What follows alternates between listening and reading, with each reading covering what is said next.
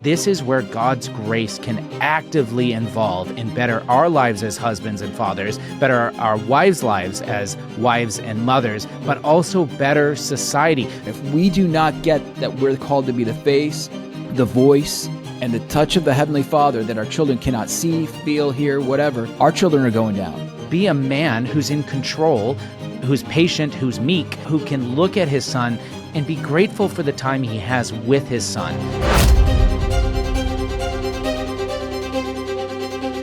Hey everyone, thanks for joining us in another episode here at The Catholic Gentleman. We are your host. I'm John Heinen. We've got my close friend, man of wisdom, who I greatly enjoy, Devin Schadt. I do. Devin, the only reason I do these podcasts is so that I get you to flatter me. You know, I mean, it's like nobody else will. So no. Devin, how is that? We're coming up on Thanksgiving and Christmas. Are those festivities already starting to take shape? I just cannot believe that, like, it was 2 weeks ago. Christmas trees are up. People, I know. Like, people are. It was like the day after Halloween. Literally, one of our neighbors had their Christmas tree up. Yeah, my wife. Looked at them and she was like, "Oh, I thought something terrible happened." She was like, "Oh my gosh!" I'm like, "What?" She's like, "He's got his Christmas tree up." It was like November 1st. You know, it's like All Saints Day. Hey, celebrate All Saints Day with the Christmas tree. Great. Totally. You know? Oh, so we have the same thing in our neighborhood, and actually a couple Christmas lights have already come out, probably like 5 or 6 like Christmas lights, houses already, decorated in Christmas lights. Everybody in our neighborhood, And when we're walking by, my older kids judge them. They're like, oh, not Thanksgiving's not even like, but then the younger kids are like, why don't we have our Christmas stuff up? And your older kids are like, should we call down fire from heaven, John? That's right. That's right. I've already got my older kids are aware of how I operate. Yeah. Oh man. So well, let's all pray for those people. I'm joking. Oh man. That's hilarious. So all right. Well, today we're going to be talking about a question that every single parent has in their heart when it comes to their children, whether they say it out loud or not. And that's, will my child grow up to be successful? Am I doing the right things, right? Like, are they going to be successful in relationships, in work, just generally in life? We know that we hear all the statistics. It's like every week there's a new statistic, like depression among kids is on a great rise. Suicide among kids is on a great rise. A decrease in employment and decrease in starting salaries and things like that among young in their 20s is actually on the rise, the decrease of that. And so we've heard a bunch of theories. We know maybe they need better schools, maybe they need better activities, maybe they need an improved technology. But Devin and I are here to tell you that none of that is the case. And in fact, the statistics bear out about what we're going to share soon. 60% of our listeners on a weekly basis are not active subscribers. So I actually want to ask you to do us a favor. Hit that subscribe button. It helps the algorithm. It reaches more men. We are just shy of 1,000 reviews on Spotify. So if you like what we're doing, you're listening on Apple Podcast, pause that, go over to your Spotify and give us that 5-star review over there. We'd appreciate it. Finally, if you're listening to us on YouTube, hit that like and subscribe button. And if you're looking for a place to donate, head over to CatholicGentlemanPlus.com, where not only are you supporting our mission, but you are going to get well over 30 unique sessions devoted to men, helping them strive, helping them grow in holiness, in self-mastery, and bettering their relationships. So head over to CatholicGentlemanPlus.com. So the truth of it is that parents are drowning in advice, enrichment activities, better sports, different school choices, their diet, their screen time, all of these different things. We hear it very frequently, but none of it gets to the heart of what we're seeing and how to fix and correct that. And so that's what I want to talk about today. And I was listening to Arthur Brooks on Chris Williamson's podcast recently, where Arthur Brooks just said the number one predictor for your child's success in life is if a father loves his mother, the child's mother, right? So if a husband loves his wife is the number one predictor. And I know why he deduced that, and I know why he got there, but we're here to actually bring it up and show the statistics that an involved, present, loving, and active father is what our children need. And that's actually going to be the number one indicator or predictor that your child will be successful in life. And so I want to dive right in because underneath all of these deeper things of anxiety, of not making money, of not moving forward in life, is this issue. The new study, The Lost Boys, which we've talked about earlier this year, came out in March, and it just kept on saying that boys are kind of removed from these negative results and decline if they have a positive male role model. It just kept on coming back to that. We didn't see these issues with families that had a positive male role model. Unfortunately, and one of the most recent statistics that have come out is that over half of men in their 40s do not have any children. And the number of children growing up with a fatherless home or an inactive and abusive father is on the incline, and is on the increase. And so we've got this confluence of issues here. And so, Devin, I know you're not surprised when you hear an active father. This is the reality of what we're talking about here. But when you hear Arthur Brooks say that the number one indicator for child success, or predictor for a child's success, is that a husband loves his wife, agree or disagree? Of course, I agree. Yeah. I mean, that's a no-brainer. And actually, that gets at the heart of it, because why? Okay, so there's a couple reasons. Number one, the children, supposedly the wife is the person that the husband loves the most, according to the children. So how he treats the person he supposedly loves the most is what they think or perceive how he loves. So if he does not love his wife very well, if he's not sacrificing for her, if he's not unified with her in, say, things like discipline or prayer, whatever it is, raising the children, they're going to assume, which many, many, many kids have, and I have too, is dad doesn't love mom that much. Therefore, that's kind of like what we do. And therefore, that's how life is run, and that's how I'm going to run my life. I don't really have to give myself fully, if I'm a guy, to a woman. I can just kind of use her, or she can be my slave, or whatever it is. Right. So it's a no-brainer. But what's interesting about this, though, is my wife and I have been doing some research asking women. So when we're doing all these interviews with women, one thing that stood out was that almost all the women that are Catholic who are married, what they want from their husband is for him to be a spiritual leader. It just kept resurfacing, coming up. It's so contrary to our culture. This was like one of the number one needs that women had. And then when you ask them what defines a spiritual leader, what would be the number one attribute, the one that was mentioned more than once, almost always. So like when a woman would respond, she would mention this 2, maybe sometimes 3 times in a paragraph, or in a sentence, or on a phone conversation. He has to have his own prayer life. He has to be devoted. Yeah. Now, this is coming from women. Wow. So why? Because the woman wants God's blessing, wants God's favor, his protection, his safety. And if the man who is supposed to be protecting her, making her feel secure, is not in relation with God, that makes her feel unsecure and unprotected. So what do women want? They want a unified front with their husband. They want his spiritual leadership. And what does that depend on? On his prayer life. Wow, this is rocket science, right? But we talk about this stuff all the time. But these are the 3 things that women want in their man as a leader. Yeah, absolutely. And it's just something, if you want a virtuous child, be a virtuous man. If you want your child to practice virtue yourself, right? I mean, this is just really what it comes back to. If your wife wants you to be a spiritual leader, say yes and actually practice prayer. I mean, show up, right? This is what we have this issue within men where they just feel like they don't need this. Like this is not that important. And I find myself just coming back to it all the time. It doesn't matter who I'm talking to in the church or outside of the church, right? If you don't have a prayer life, if you don't have an active prayer life, your kids and your wife will smell that. It doesn't matter whether you're showing up to church or you're trying to be some sort of, spiritual leader. If you are not active in your prayer life and you're not actually practicing it, it means nothing. It's actually duplicitous and hypocritical.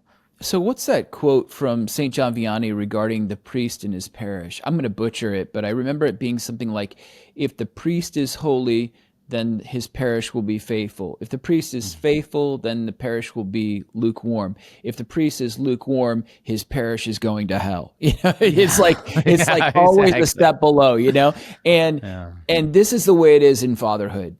If the father is a virtuous man who expresses that in his relationships, so to his wife, to his children, to his God, the children are going to be a step down from that. So this is a clearing call for all of us to realize, look, at the level that you are at, your children are going to be 1 to 2 levels below that. So that means we need to step up our game. Amen. So like, if you're looking at your children and you're dissatisfied with the way they're living their life, that's not all on them. You could bark all day long and say, hey, you need to do this and you need to do that. I do this sometimes.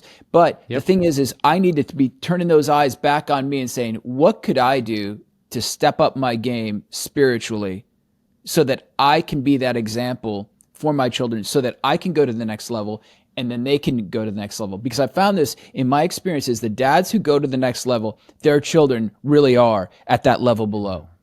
Yeah, that's so good. We have to step up our game. I agree. So I want to actually look at some of these studies here. I want to talk through some of them all, but I want to let everyone, listeners know, all these things that the studies lack is any sort of practical how-to. Like, how do you love your wife and how do you love your children? And so we're going to talk about that after we look at these studies here. Is the actual, okay, here's the studies are proving it out. Now here's actually how we live it. And so when I'm looking at these studies here, we've got one study that literally pulled together 34 studies involving over 37,000 participants and found, quote, fathering had a statistically significant connection to the successful well-being and outcomes of a child, including psychological well-being, emotional resilience, social relationships, and academic achievements. So when a dad is actively, lovingly, positively, whatever word you want to use, involved in the life of their children, we see huge increase in life, in their ability to handle, to be resilient, to understand other people, and to grow in life. And we're talking about 37,000 participants. This is not a small number of individuals that are being reviewed, and it constantly goes back to that. And one of the things that I wanted to mention earlier when I was hearing you talk about, Devin, is that it's kind of foolish for us to see marriage as a sacrament, or at least know that marriage is a sacrament, and not realize the grace and this ripple effects that this has through society, right? We know that the family is the building block of society, and we can say that, but when we tie that back to the reality that marriage is a sacrament, this is where God's grace can actively involve and better our lives as husbands and fathers, better our wives' lives as wives and mothers, but also better society. The closer we are to truth, the closer we are to reality, the closer we become connected to truth and reality, the better our lives are and the better society is. Again, it's not rocket science, but man, it sure is difficult for people to live this truth out. Yeah, what do you think the carrot is that's dangling, in front of these guys that makes them? Because like when you say society, that to me is not like it should be, because I should be altruistic, and I should be longing for a better society, which I do. But I'm just saying, like, that's not like every day I'm thinking of, that's not like my motivational factor is Sure. Like, I want society to be great and to be perfect, although I do pray for the renewal of society, then church and governments to fall under God's reign. But what do you think it is for guys is the motivational factor that would want them, or that does propel them to want to be better husbands or better fathers? Man, I'm a pessimist when it comes to this, because I think that the motivational factors for men is going to be some sort of look at how successful my kids are, right? Like some sort of external, the 6 Ps as we talk about. There's that men are constantly comparing themselves to other men and other families.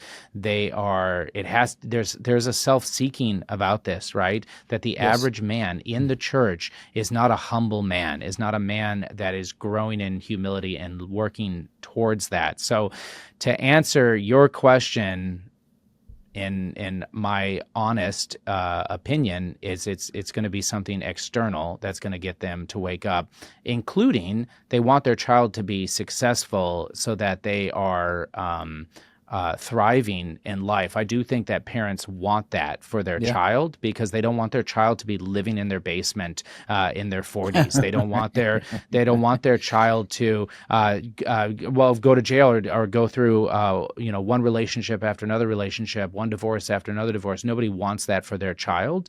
And then there we can get to the heart of love, right? Is that we do love our children. And I think that any father that is an active father, that is a present father, loves his child and wants to see his child succeed, however we define success. Unfortunately, I do think that success is often defined in the ways of the world. So, Devin, maybe you can bring some focus to my ramblings. No, I thought it was good. So I think your answer really relates to that study of the 37,000 participants over the 34 studies that they gathered the information from. You said something about emotional resilience and academic achievement, and I think you said something about, what was psychological well-being and social relationships. The psychological well-being is directly related to anxiety and depression, and it brings that out in these studies. There you go. So as a parent, like for me, a motivational factor is like, okay, if my kids are getting good grades and they're emotionally resilient, they have no depression, no anxiety, because they have psychological well-being, and they have friends, they're socially active. All those are kind of like motivations that I would wrap up into one, saying like, one motivation is, I just want my kids to be kind of in a good place so I don't have to deal with it. Yeah. I think that's a lot of dads are like that. They're like, hey, I've got my own endeavors. I've got my own things I'm working on, and it would be really great if I didn't have to deal with the drama. Well, guess what?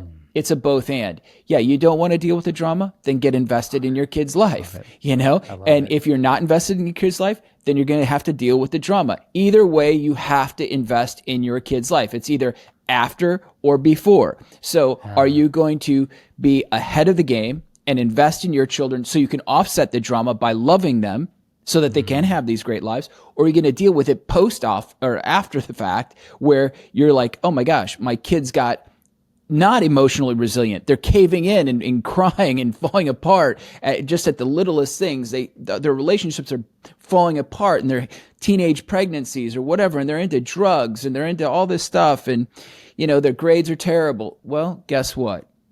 You pay now or you pay later. Yeah, so good. And I will say that there's something that men, even if it's in degrees of selfish, reasons, there are things that men are better at than women. And even one of the studies called it out here. I grabbed this quote while I was hearing you. It says, fathers tend to be particularly attuned to developing children's physical, emotional, and intellectual independence. And everything from children making their own lunches and tying their own shoes, to doing household chores and making decisions for themselves after they have left home. Fathers are also more likely than mothers to encourage children to take risks. And so there is, in this same study, it goes through that, and it talks about how men are more capable of not only embracing their children, but at the same time allowing their children to separate and to go forth. And that is something that men are capable of doing, something that fathers are capable of doing. We're not even talking about just yet how kids look up to their fathers and they see their dad as really just this giant of a figure, this galactic intellect. And in fact, there's one story that I wanted to share about a woman that I met recently, and then we're going to get into the heart of this. But this woman has a company that is designed to help prisoners, ex-cons, get jobs. That's her company. And when she was telling her story, she mentioned that her dad was the apple of her eye. Her dad was everything to her. She loved her dad so much. And then in her high school, while she was in high school, her dad had a very negative downturn, and some bad things happened to him. And so her dad turned to drugs, and he started doing meth. And she so desperately wanted to be with her dad that she started doing meth with him. And then she started actually getting meth for him and becoming his drug dealer. And she said it was all focused on wanting to regain that childhood father that she had that was active and present. And this dad so negatively turned that ultimately she got caught. She got put in prison. She spent years in prison, and then she came out. And she expressed that when she came out, she basically spent, she was more mature now, but she spent the rest of her father's life helping him. Like basically the reversal, the role had reversed, and now she was the parent to her dad until her dad passed away. And when she was asked in this setting that I was at by another individual, what do you hope will be the legacy of your company? She said, after my father died, I don't really want to focus on the legacy of my company. I just want to focus each day on storing up treasures in heaven so that I can get there. And it was beautiful, like the maturity that this young woman has got to. But what I want to get to is what the heart of a father and what that means for children, that a woman or a young woman in high school would actually start doing drugs with her dad and actually become her dad's drug dealer because she just wanted to spend time with him. I mean, that is something that should cause us all to pause and think and reflect on the influence that dads have on the lives of their children. Yeah, wow. Well, yeah, what a story. Yeah, I knew a gal. I was flying on a plane back from, I think, out east from a talk, and it was the second leg of the trip, and we were flying to Iowa, and she was flying to an obscure town. She was traveling to this obscure town, Trenton, Iowa. Just so happened to be my grandparents lived there. 50 people, population 50 people. What are the odds, right? And I'm sitting next to her on the plane, and she asked me if I travel much, and I'm like, a little bit. And do you? Yes. And come to find out that she traveled a lot, and the reason was that she would work with legislatures to develop programs to get parents who had lost their children due to drugs and alcohol so that they could have opportunity to gain them back, you know, through cleaning up their act and everything. And so she was working with the legislatures to develop these programs. And I said, how'd you get into this? And she said that when she was 4 years old, she was measuring, I don't know if it was heroin, I can't remember what it was, cocaine maybe, in bags on scales for her dad. And her dad was a kingpin drug dealer. And not only that, but then by 13, she was doing drug runs. And then by 15, interstate drug runs. She couldn't even have a driver's license. And so then by the time she was in her 30s, she actually got busted. The state sheriff, you know, their squad pulled her over. They were pulling her out of the vehicle. She cold cocked the officer and spit in his face. But she was found with possessing drugs. She was high, so she had, you know, it was the whole thing. It's assaulting a police officer. She went to prison. She was found guilty. Judge, jury, totally guilty. As she was serving her prison sentence, the judge came down and started visiting her, and she wouldn't see him. And finally, she started seeing him. And then finally, she asked him why he wanted to see her. And he said, because I see so much of you in myself. And she laughed. And she goes, how can you say that? And he told her his story and that how he gave his life to Jesus Christ. And because of that, then she was able to clean up her life. And so, but notice this. She said when she was released, who was there to greet her? After those years in prison, it wasn't her dad. It wasn't any of her drug buddies. It was the judge and the police officer she cold cocked because he'd been praying for her every day. Wow. But like, so out of adversity, like this other gal, out of adversity, because they're longing for the Father. And why is that? Why do they long for the Father so much that they're willing to put their life on the line to do that? It's because every heart, especially a woman's heart, a young woman's heart, longs for the eternal Father. We're hardwired that way. Yes. She knows that that's the love that she needs because the human father reflects God the Father's image as it's testified in Scripture. John Paul II talks about this in Familiaris Consortio. That's what's going on here. If we do not get that we're called to be the face, the voice, and the touch of the Heavenly Father that our children cannot see, feel, hear, whatever, our children are going down. That's right. That's right. But if we can be the face and the voice and the touch of God the Father, then our children are going to succeed. Yeah, and I want to go to that, the Catholic understanding, the reality that you are. Right before we get there, though, this is another thing that the lives of fathers can do for their children, which is a father's involvement is the strongest protection against delinquent behavior, criminal activity, and a life that falls into these two stories that we just mentioned. Now, I know that these stories are directly related to a father that these young women are trying to be a part of. They see their dad as this good man, and then when they start maturing, they start seeing him as not a good man, but this is all they know. And then because they love him, they want to help him, right? And again, that distortion, that disordered order starts happening, where they start being the parent at such a young age to the dad. But when fathers are active, when fathers are involved, when fathers are working on virtue, like we talked about earlier, it is the strongest protection, as this one study said, against delinquent behavior and criminal activity. And so, it's not the mother. And this is not to downplay the significant role of mothers, who have a much higher degree of emotional sensitivity and of nurturing and the ability to love and to connect with their children. But a father's role is irreplaceable. There is no other way that God has ordained, right, for the family. Again, I also want to say that this is not to downplay the heroic virtue of single moms who have been put into these situations of taking care of their children. But we need to go back to the truth that our children need an active, present, and loving father, and we are here to call men to something greater. Right, Devin? Yeah. So you said the number one factor is the father's involvement. Yes. Okay, so that raises the question, okay, so what does it mean to be an involved father? Yeah, I love it. Let's just jump there.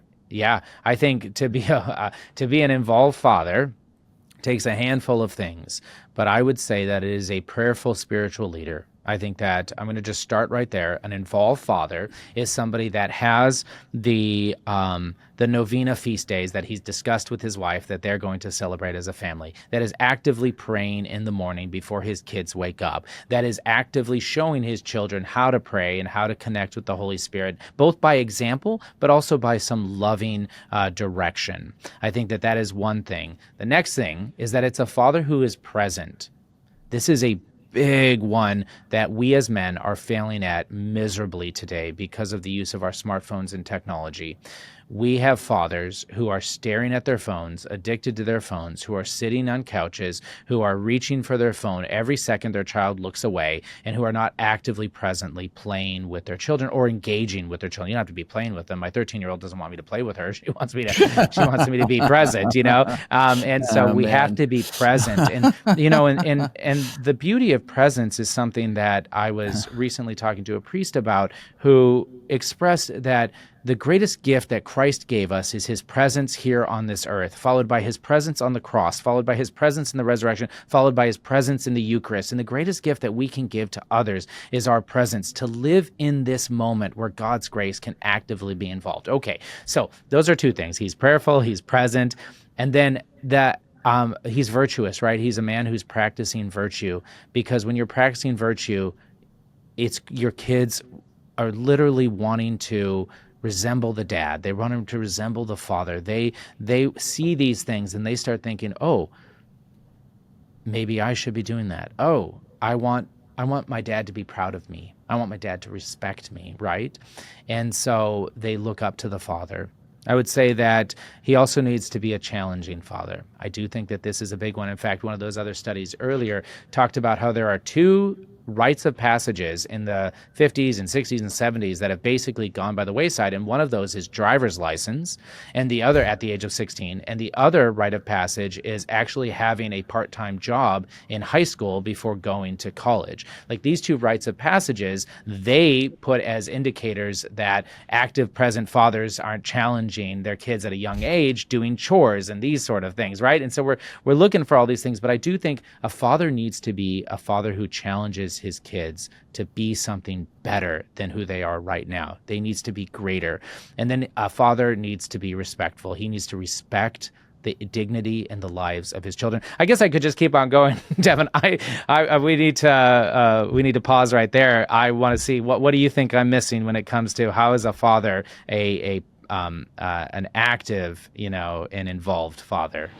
Hey everyone, I am so blessed to be here with Vocatio Travel. We are in Rome on the rooftop, and I just want you guys to experience the greatness of what they're doing to bring pilgrims to the heart of our faith, to the heart of the church here in Rome. Hello, my name is Joseph Rodriguez. A couple of things that make us a little bit different is that we do only tailor-made trips. So that means we can do pilgrimages, mission trips, Catholic organization, team building, really anything. Hi there. So my name is Emanuele. Thanks to my experience of organizing corporate events, I had the desire of organizing something for communities, for parishes who desire to travel with a purpose. Travel with the aim of encountering Christ. With our mindset of details, of creating something different and experiencing our professionalism in organizing the best for the people. I'm so grateful for these two men who have become close friends in my life. Our website is vocatiotravel.com, so VOCATIO travel.com, and Instagram at vocatiotravel. And I hope you guys check them out.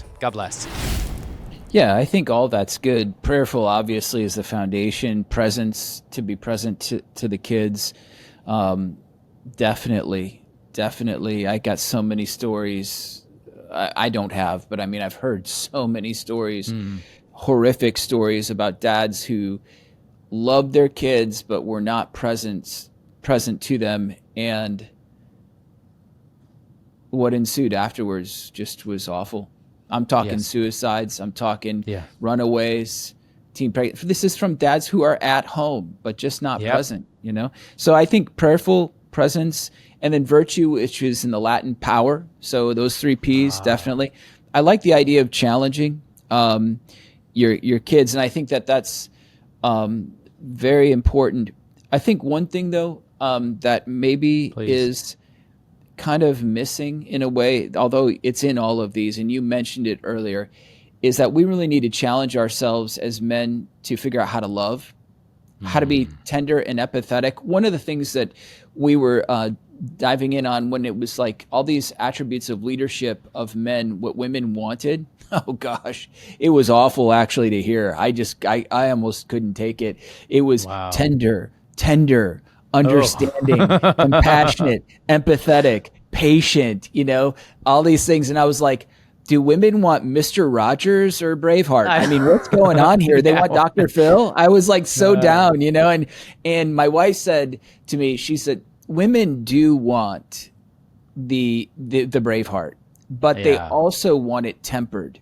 And so I think that this is kind of where we miss the mark as men, is that we toggle either on one or two extremes. So you've got the bodybuilder guy, the Andrew Tate guy, who's super tough, but he lacks charity. And I'm not ripping out Andrew Tate. I'm just saying, like, he's obviously told us about his life that it just lacks that self-giving love, right? And then on the other hand, you got these guys who are just like, they're so empathetic and so touchy-feely that they lack that ability to challenge their kids and discipline their kids. So what I think is really important here is that fatherhood really comes down to what God the Father is excellent at with us. Is God the Father is excellent at loving us patiently, but then he also reprimands, if you will, or disciplines. Yeah. So he's training and pushing, but he's doing it all with this animated by love kind of thing, this charity. Those things have to go together. If those two things are missing, if it's either or both are not there, or just one is there, I don't think you have a good recipe for fatherhood. Yeah. It's discipline with love and love with discipline. And discipline means to disciple. That means that you're following a teacher. You're a learner. That's what disciple really means, is you're a learner from the master, the teacher. I think that we really need to challenge ourselves as fathers to learn how to love and to learn how to train, to discipline, to push, to challenge. But so I know it's with me. When I challenge and I push and I lack charity, it falls on deaf ears. 100%. Yes. When I'm empathetic and charitable and there is no challenge, my kids become indulgent. But if I master the art of being tender and compassionate while drawing them out to greater things, that's the secret sauce that allows them to grow, because they trust me and they're like, you know what? I'll take his advice. He's challenging me to do this. I'll do it because I know he loves me. I know he's got my back. But when it's just like top down, why didn't you take out the trash? You know, why don't you clean your room? Or you're running the car wrong. Why didn't you let it warm up? That will never work. Yeah, if we're rules, if we're only legalistic, absolutely. But at the same time, and I looked it up real quick here in Hebrews, for the Lord disciplines the one he loves and chastises every son whom he receives. But that first part, the Lord disciplines the one he loves. We have to show that love. What a good point. And so, Devin, I actually want to bring it back to you. And how do we as men balance our love and our emotions with the challenging, the rules, the assertiveness that we're called as the leaders? And by that, I just keep on coming back to this, but we don't want our emotions, as you mentioned, to be that guy over here that's disordering the right roles within the family unit, right? Where our wife all of a sudden her maternal instinct kicks on and she feels like she has to take care of us, you know, right?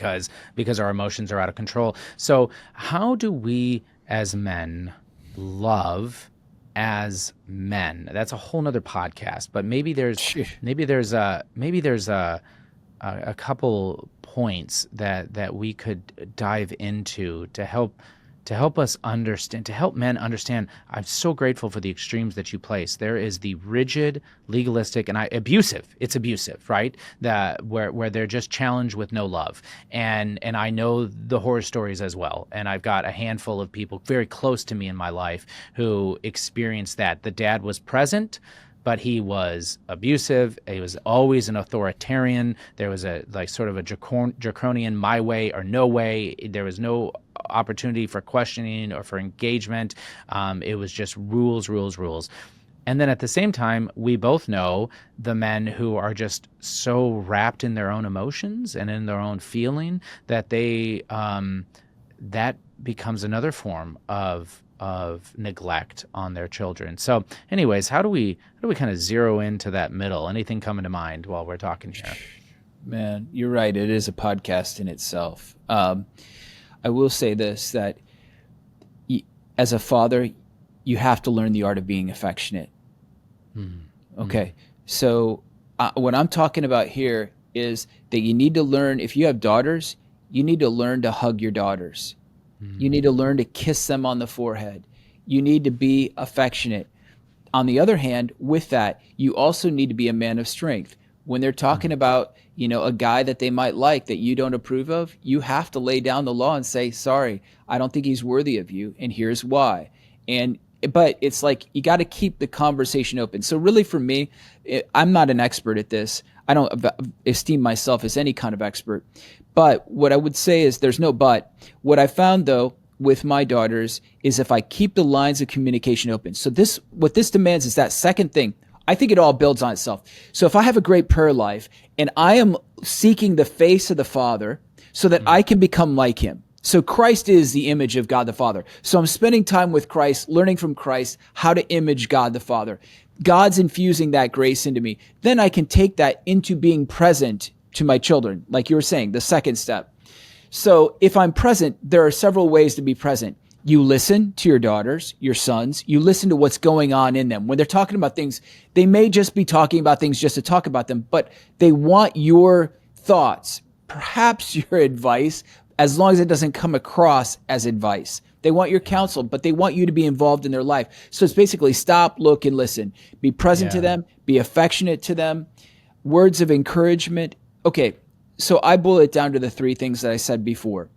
And I think this is really the greatest framework that I've ever had in my life was if I'm the face of the Father that my children cannot see, I'm looking at them and I'm looking at them with love. That means I'm paying attention to them as though they're the only person that exists in the world when I'm having a conversation with them. That's what God does for us. So I am that face to them. I'm listening to them. So I have to be present. I have to be that face to listen. That's when I can be the voice of the Father in my response to them. It's not just top down or me monologuing. I'm listening to what they're saying, and then I'm being the voice of the Father with encouragement, with words of love, maybe, and words of counsel, perhaps words of discipline. But I'm entering into a dialogue. What do you think about that? That's a question I ask all the time. What do you think about that? What is it you really want here? What are you going for? I'm getting into their life, asking them about what's going on in their life. How is school going? Tell me about this friend. What is happening? I want to know. The third thing is, so it's face, voice, but then it's touch. And also being present means like, hey, go camping with your sons, work on the car with them, work side by side with them, whatever it is, clean up the kitchen after dinner with them and joke around, whatever it is, but spend time with them. And then lastly, it is being the touch of the Father. And I think that's like, man, hugs, guys, bear hugs, wrestle with your boys, girls, kiss them on the forehead, hugs, at the end of the day or the beginning of the day, bless them and look them in the eyes and pronounce that blessing over them. But this is the framework. If you fulfill those three things of being the face of the Father, the voice of the Father, the touch of the Father, that's when your relationship with your children explode. By the way, it's also when your wife feels so protected because she sees you involved, she sees you present, she sees you trying, and she doesn't think, oh, I've got to do this all by myself. That's right. That is one of the biggest fears of a woman who's married is, oh, great, I got married and he's gone, he's doing whatever he wants, and I've got to do all this myself. Yeah, Devin, thank you. You did it. I think that is such a beautiful thing because any father knows for his daughters that when he gives them these things, again, when his phone is not anywhere near him, right, and he's able to give her 100% of his attention and talk with her and hear her, she's so affectionate. She's so loving. She feels so protected. She wants to spend time with dad. She yearns for that time. When I take my daughters on their daddy-daughter dates, which we do frequently, the next 4 or 5 days, they are just like in love with me. They're connected with me. They are so grateful. And so we have to be intentional about those things. Same thing with my sons. I want to say that. If one caveat here, work on the car with your son, work on the sprinkler system with your son, work on the fences with your son, work on these things with the son, and then affirm your son for the work that they did. Don't chastise them for not doing it right. This is my biggest temptation that I've had to work on is like, well, I told you how to do this 10 times. Well, guess what? He's 8. It's going to take 100 times, and be a man who's in control, who's patient, who's meek, who can look at his son and be grateful for the time he has with his son. This is the process that I've had to go through, and now I intentionally affirm my sons every time they work with me. When we are doing stuff, when they take out the garbage with me, I thank them and I give them a hug. I make sure that they understand that I'm there. When you discipline your son, when you discipline your daughter, do you then pause and connect with them in a loving manner? Do they see that they haven't lost your love? They haven't been disconnected. Are you doing those things? If the answer is yes, you're on the right path, right?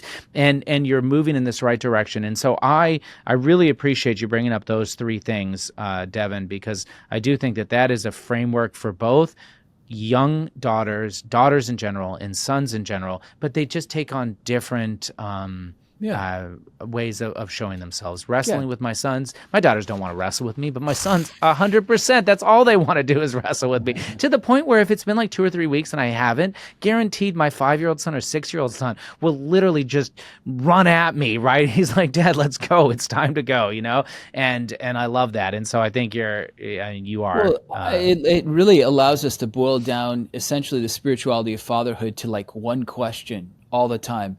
Am I being your presence, God the Father, to my children?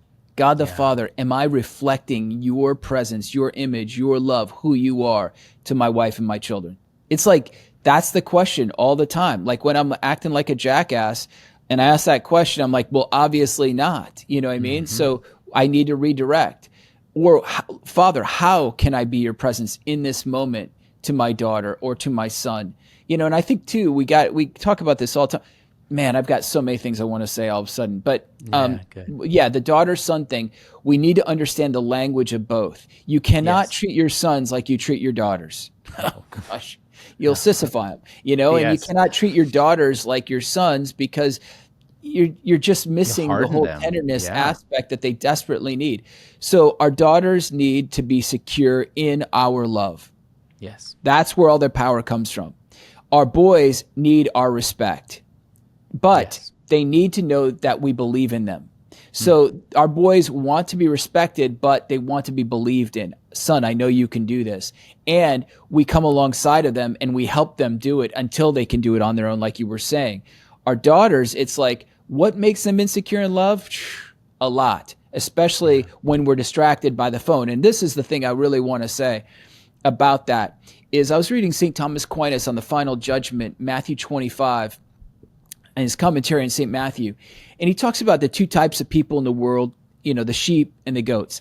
And he really says that the ones that end up being the goats are those who are entangled in the world.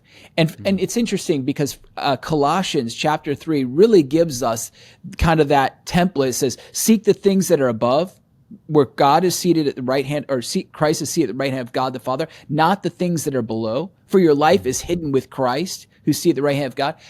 What's the point?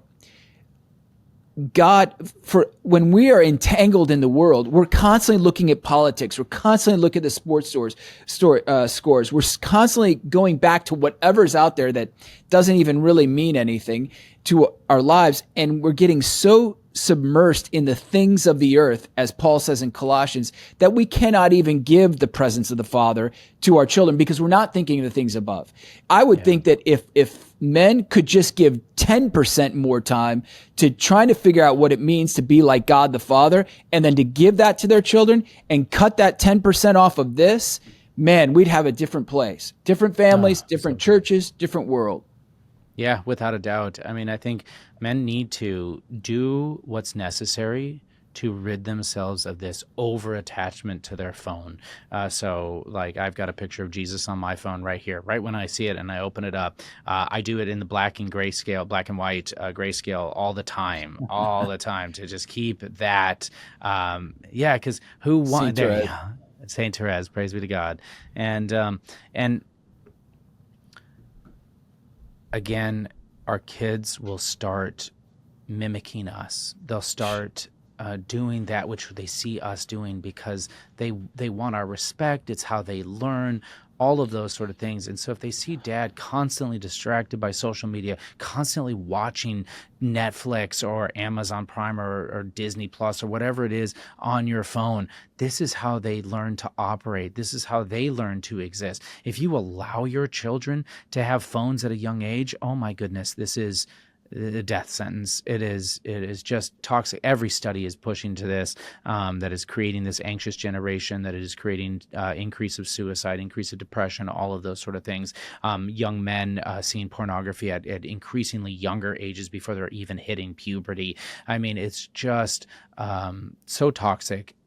And I just want to call men to not only protect their kids from that, but protect their children from their vices with their own addictions by growing in holiness and by getting rid of the phone as much as you need to do. So anyways, Sorry, Devin, I appreciate that. I think that's just such a really good call out that has ripple effects for the rest of their lives. So yeah, it's really good. I think that this framework that you propose of prayerful, so P, second P is being present, the face, the voice, the touch of the Father.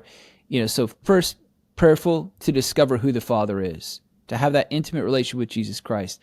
But I think we could switch it around a little bit. So prayerful is where we then get the power, that virtue.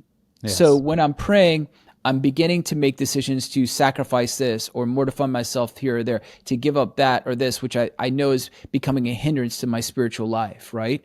And that comes with time. It doesn't come right away. Like sometimes it takes years for you to figure out that you have to give up alcohol or smoking or maybe, whatever it is, whatever it is. I don't know what it is for a lot of people. I know what it is for me. I've got a lot of things over the years I've had to start excising or getting out of my life because it was hindering my spiritual life. And still today, there's still many things. But the point is that prayerful life to figure out, who is God the Father? I want to be like Jesus. I want to love God the Father. I want to live in that relationship, but then to have that power, that virtue that comes from that, to make those decisions, to begin to offer and remove that which is hindering, but offer myself in a positive way for others. And then it comes into that presence of being that voice, that face, that touch. And then I think we could even say a fourth P. You said challenge, but I think push your kids a little bit, Love it. Push. So I think if you live in that framework, which I think is very good now that I'm, looking at, I think, me too. Prayer, power, which is virtue, the presence of the face, the voice, the touch of the Father, and push your children as God the Father is pushing you. Man, you've got a recipe for being a great father. I love it. I think that's just so good. I couldn't agree more. And so, well, it's your framework. You should agree with it. But I love the P's. You bring it to life. And no, this was so good, Devin. I'm really glad that we went in this direction. I do want to go back and I want to finish this episode with just a little bit of a brief conversation about loving your wife, because we've done a lot of episodes on that. But yeah, exactly. It's so important. It's actually what Arthur Brooks brought up at the beginning of the episode, where he just said, the number one predictor that your child is going to be successful in life is a husband that loves, or a father that loves his mother. And that's where he comes down to. And so, Devin, you and I discussed a really good framework recently on an episode. I'll put the link in the show notes here. But it's this 5-part of how to love your wife. And it's starting with see her, then it's going to hear her, then it goes to remember her, then it goes to touch her, then it goes to respect her. And so we had this framework that was discussed and come up with.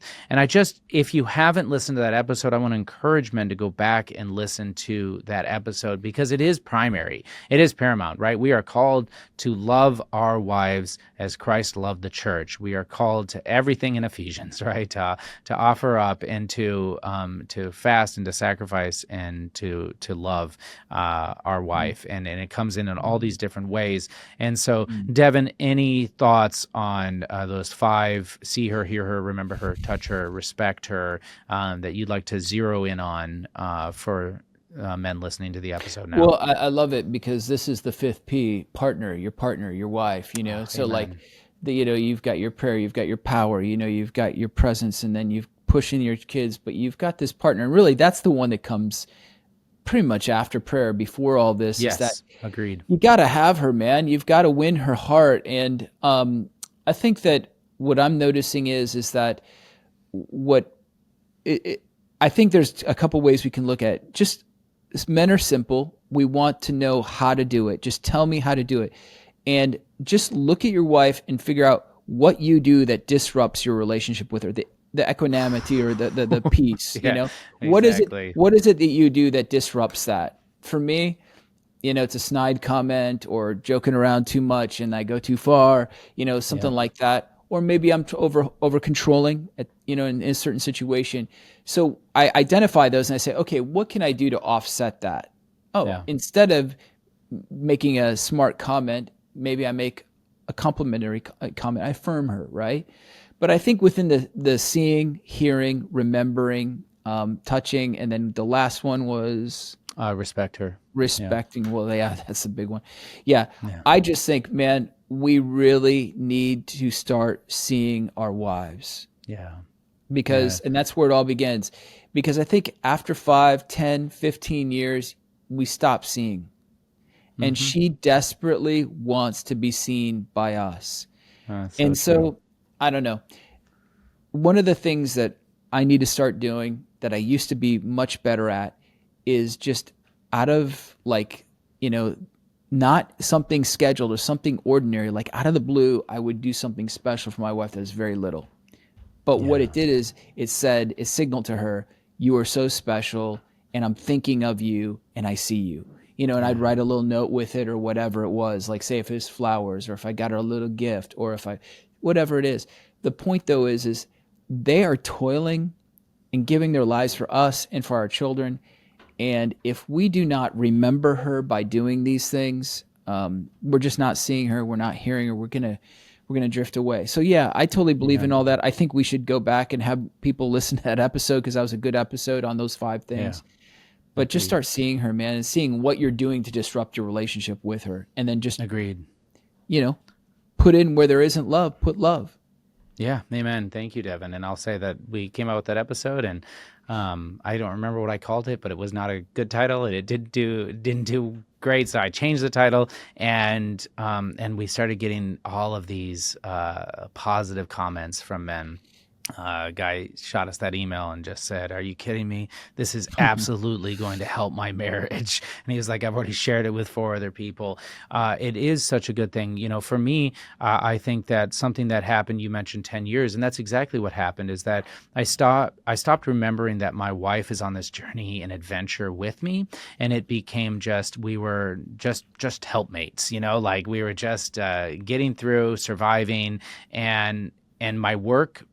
For me, that's really what it comes, is that when she sees me prioritizing work, mentally around the clock, like I want to voice that, like I'm good at I'm 8 to 5. That's my work day, is 8 to 5.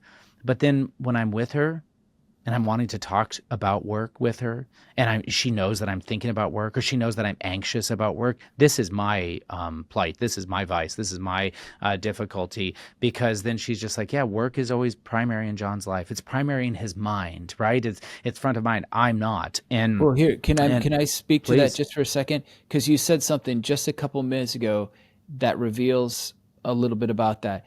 You said, rather than treating her as someone who's coming alongside of me, and I think about that when they hear that, when we say that, well, wait a minute, aren't we supposed to be coming? If my wife heard me say that, she'd be like, wait a minute, aren't you supposed to be coming alongside of me?